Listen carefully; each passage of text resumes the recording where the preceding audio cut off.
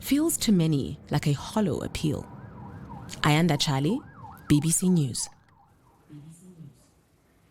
You can watch the full investigation. Just search Africa Eye, a city held hostage, Johannesburg, on BBC iPlayer and on the BBC News Africa YouTube channel. Let's discuss this more. I'm now joined by South African journalist and editor of Explain News, Verashni Pillay. Many thanks for joining us on the program, Verashni.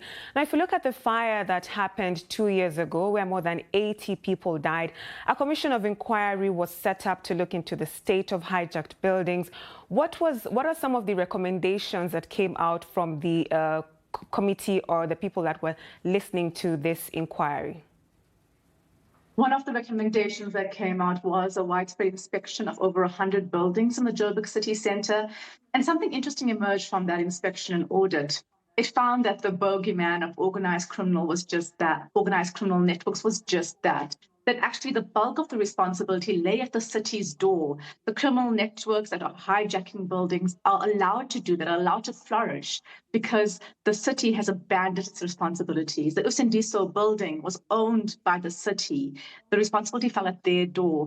The inspection found that only 5% of the buildings, of the 100 or so buildings that were inspected, were hijacked buildings. The real reason for that fire and other tragedies like it was a lack of affordable housing, a problem that's been building up over years and years in the city of Joburg.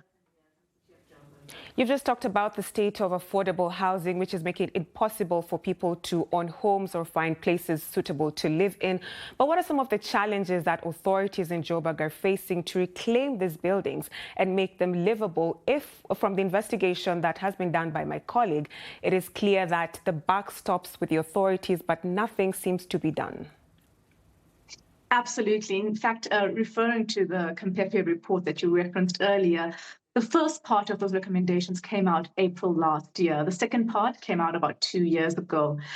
There is a civil society organization in South Africa called SERI that points out that first part, recommendations from last year, have not been implemented yet. There is no political will and there is no political stability to implement those basic recommendations that a city should be responsible for the buildings it owns. I mean, that's a base level responsibility. It should also be responsible for all the buildings in the city, but it can't even get that right, being responsible for just its own buildings.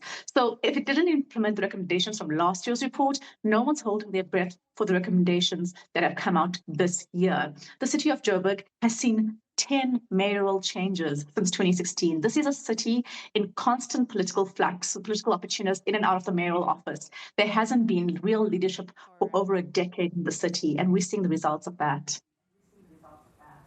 All right, many thanks for joining us on the program. That's Verashni Pillay, a journalist in South Africa.